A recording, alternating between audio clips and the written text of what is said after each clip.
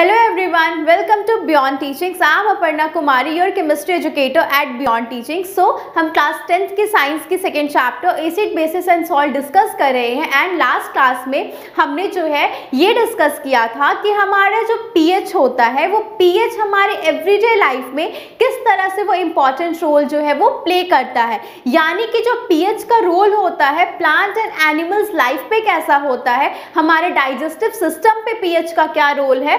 Next है आपका कि सॉइल यानी कि मिट्टी, उसमें भी पीएच का एक इम्पॉर्टेंट रोल प्ले करता है कि किस तरह से प्लांट जो है वो ग्रोथ होते हैं।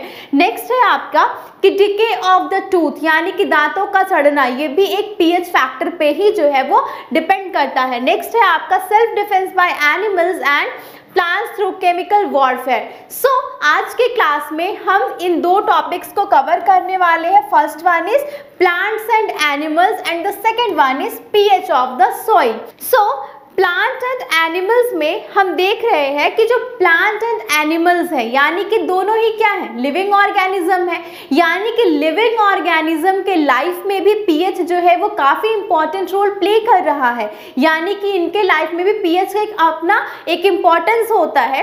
सो हम सभी जानते हैं कि जो हमारी ह्यूमन बॉडी का पीएच होता है, क्या आप जानते हैं कि ह्यूमन बॉडी का पीएच कितना होता है? सो ह्यूमन बॉडी का जो पीएच है वो 7 to 7.8 पे जो है वो ह्यूमन बॉडी का पीएच जो है वो लाई करता है, यानी कि ह्यूमन बॉडी का आपका पीएच होता है 7 to 7.8। ये तो हो गया आपका ह्यूमन बॉडी का पीएच। नेक्स्ट है कि आपने एक टर्म सुना होगा एसिड रेन। अब आप सोच रहे हैं कि एसिड रेन क्या होता है। रेन मतलब तो पता है कि क्या होता है, बारिश, यानी कि जो नॉर्मल बारिश होती है ना उसकी पीएच वैल्यू होती है 5.6, यानी कि 5.6 आपका नॉर्मल बारिश यानी कि रेन वाटर का पीएच वैल्यू होता है। अब है कि रेन वाटर की पीएच वैल्यू कितनी है, 5.6। तो एसिड रेन क्या है, यानी कि जब जो रेन वाटर होता है इस रेन वाटर की वैल्यू जब आप बिलो देन 5 होती है, यानी कि 5 से वो क्या होगा, बिलो, यानी कि जब रेन वाटर की पीएच वैल्यू 5 से बिलो होती है, 5 से कम होता है, उसे ही हम क्या कहते हैं, एसिड रेन कहते हैं। यानी कि जो नॉर्मल रेन वाटर है उसकी पीएच वैल्यू कितनी है, 5.6 एंड 5.6 भी क्या है, एसिड को जो है शो करता है, यानी कि वो भी एसिडिक नेचर का होता है। बिकॉज हमने क्या देखा है कि 0 to 7 के रेंज में जितने भी आपके सब्सटेंस आएंगे, जो भी पीएच रेंज आपका 0 to 7 पे लाई करता है वो एसिडिक नेचर का होता है। सो जो नॉर्मल रेन वाटर है उसकी वैल्यू 5.6 होती है, यानी कि वो भी क्या है, जो आपका एसिडिक नेचर का होगा, लेकिन वो उतना ज़्यादा एसिडिक नहीं होता है। लेकिन जब रेन वाटर की वैल्यू 5 से कम हो जाती है, यानी कि बिलो देन 5 होता है, तभी उसे हम क्या कहते हैं, एसिड रेन कहते हैं।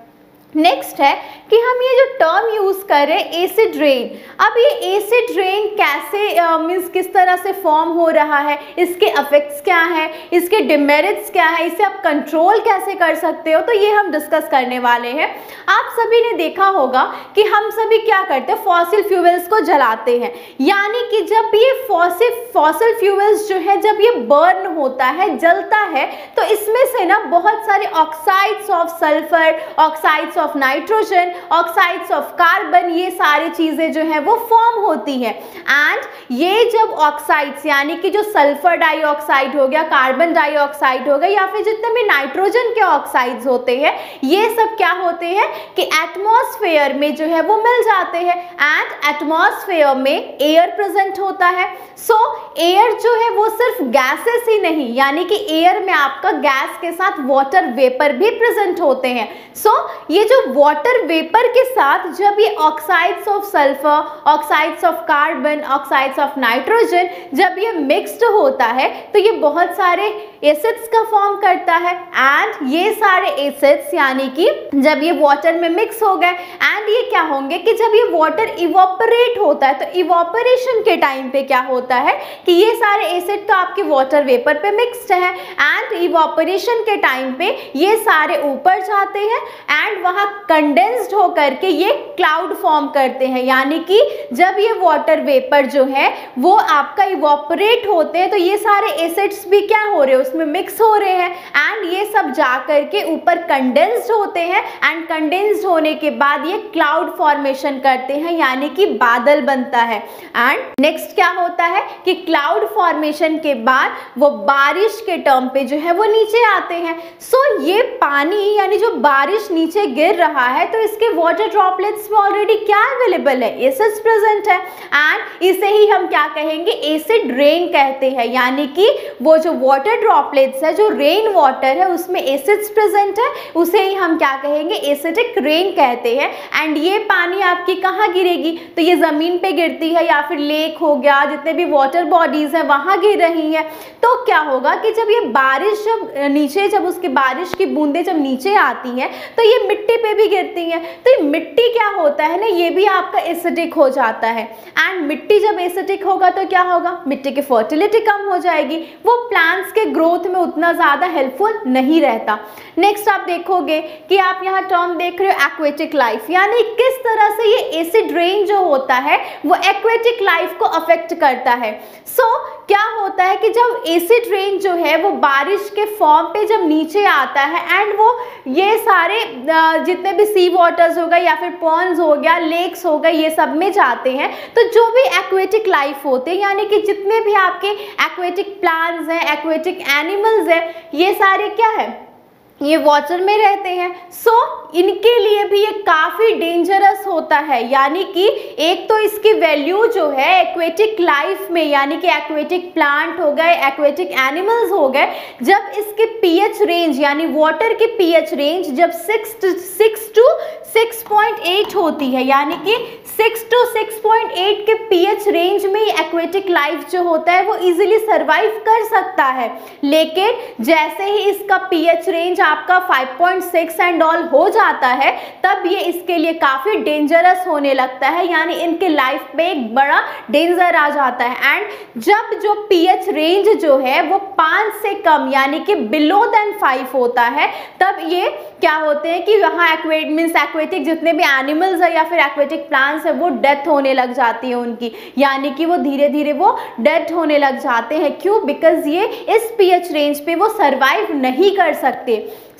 इस तरह से जो एसिड रेन जो है वो एक्वेटिक लाइफ पे वो काफ़ी ज़्यादा वो हार्मफुल होता है, उनके लिए काफ़ी डेंजरस होता है। तो अभी हमने क्या देखा कि जो नॉर्मल रेन वाटर होती है उसकी पीएच रेंज जो होता है वो 5.6 होता है, लेकिन जैसे ही आपका पीएच रेंज बिलो देन 5 होगा तो उसे ही हम क्या कहते हैं, एसिड रेन।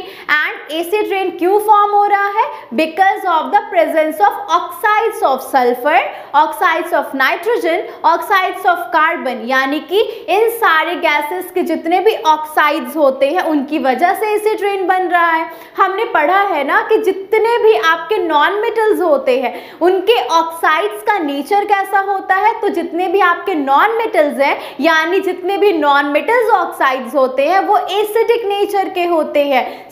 ये सारे जो है वो एसिड रेन्स को फॉर्म करते हैं। एंड एसिड रेन अभी हमने क्या देखा, उसका इफेक्ट जो है वो सॉइल पे कर सकता है, सॉइल की फर्टिलिटी कम हो सकती है। नेक्स्ट हमने क्या देखा, जितने भी एक्वेटिक लाइफ है यानी कि एक्वेटिक प्लांट हो गया, एक्वेटिक एनिमल हो गया, इनके लाइफ के लिए ये काफ़ी डेंजरस होता है बिकॉज 6 to 6.8 के रेंज में ये लोग जो है वो लाइफ जो है इनकी पॉसिबल होती है, लेकिन 5.6 के रेंज में इनके लिए काफ़ी डेंजरस होता है। एंड जैसे ही पीएच रेंज एक्वेटिक लाइफ में 5 से कम होती है तो उनका जो है वो डेथ होने लग जाता है। इस तरह से एसिड रेन जो है वो एक्वेटिक लाइफ पे काफ़ी ज़्यादा अफेक्ट करता है।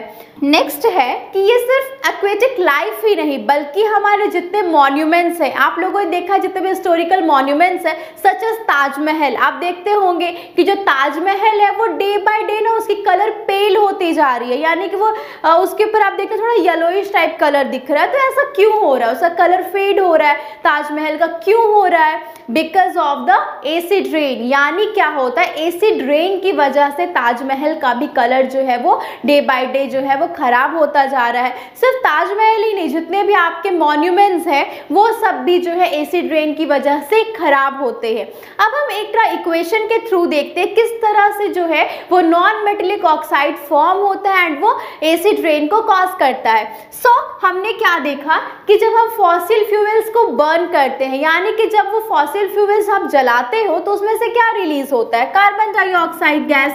यानी कि जब ये कार्बन डाइऑक्साइड गैस रिलीज होता है तो क्या होता है कि हमारे एयर में, हमारे एटमॉस्फेयर में क्या प्रेजेंट है? Water vapour. यानी कि जब ये वाटर वेपर यानी कि H2O इसके साथ जब वो मिक्स्ड होता है, कंबाइन करेगा, तो ये कौन सा रिएक्शन फॉर्म करेगा? यानी कि जब वो रिएक्शन यहाँ से फॉर्म किया तो उसने जो कॉम्बिनेशन रिएक्शन हो रही है तो इससे कौन सा गैस बन रहा है, यानी कि क्या बन रहा है प्रोडक्ट में? तो आप देखोगे यहाँ से फॉर्म होता है H2CO3 यानी कि कार्बोनिक एसिड। ये जो कार्बोनिक एसिड होता है ये काफ़ी हार्मफुल होता है एंड ये जो है वो एसिड रेन का एक बहुत बड़ा कॉज हो सकता है। इसके वजह से ही एक्वेटिक लाइफ या फिर जितने भी हमने देखा कि मॉन्यूमेंट्स खराब हो रहे हैं, ये सारे एसिड्स ही मिल करके क्या करते हैं कि एसिड रेन को जो है वो कॉज करते हैं। नेक्स्ट है आपका सल्फर डाइऑक्साइड। अभी हमने देखा कि आप फॉसिल फ्यूल्स जला रहे हो या फिर जब आप देखते हो कि ना ऑटोमोबाइल्स जितने भी हैं, लाइक ट्रक हो गया, बस हो गया, ऑटो हो गया,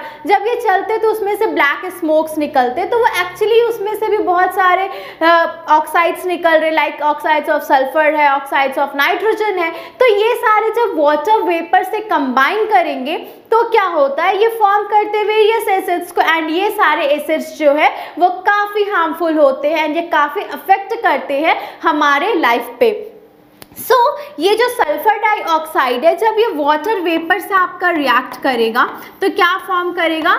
H2SO4 और H2SO3, यानी कि सल्फ्यूरिक एसिड और सल्फरस एसिड जो है ये फॉर्म करता है, जो कि आपका एसिड रेन में जो है इसकी वजह से एसिड रेन का ये कॉज होता है। नेक्स्ट है आपका NO, यानी कि जितना भी आपका नाइट्रोजन के ऑक्साइड्स हैं, यानी कि ऑक्साइड्स ऑफ नाइट्रोजन भी जब वो वाटर से कंबाइन करते हैं तो वो क्या फॉर्म करेंगे? HNO3 यानी कि नाइट्रिक एसिड। ये सारे एसिड्स जो है, यही सारे जो है वो मिल करके ये क्या कर रहे हैं, एसिड रेन जो है, ये टर्म जो है वो हम बार बार एसिड रेन यूज कर रहे हैं। तो एसिड रेन क्या है? यानी कि जब आपका क्या होता है कि ऑक्साइड्स ऑफ सल्फर यानी कि oxides of nitrogen, oxides of carbon, ये सारे जो है वाटर वेपर में क्या होते हैं, मिक्स होते हैं एंड देन आफ्टर जब ये क्लाउड फॉर्मेशन करते हैं, जब कंडेंस्ड होते हैं ये सारे वेपर्स एंड ये क्लाउड फॉर्मेशन करते हैं, वापस जब ये आते हैं रेन के फॉर्म पे, इसे ही हम क्या कहते हैं? एसिड रेन कहते हैं। एसिड रेन क्या क्या अफेक्ट करता है? तो एसिड रेन अफेक्ट करता है एक्वेटिक लाइफ को, एक्वेटिक एनिमल्स को, बिकॉज वो जो है वो इस रेंज के पीएच पे वो जो है वो नहीं जिंदा रह सकते, इनके लिए काफ़ी डेंजरस होता है सरवाइव कर पाना।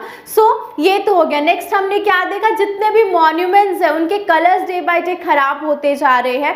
तो ऐसा क्यों हो रहा है? वो भी आपका एसिड रेन की वजह से हो रहा है। अब हम देखेंगे, हमने बात किया ताजमहल की, यानी जो ताजमहल का कलर जो है वो आपका चेंज हो रहा है, वो खराब हो रहा है। क्यों हो रहा है?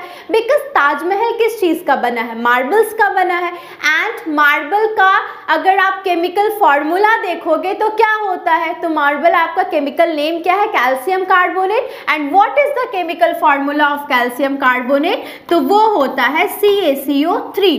यानी कि जो ये CaCO3 है यानी कैल्शियम कार्बोनेट, यानी ये क्या है? मार्बल है।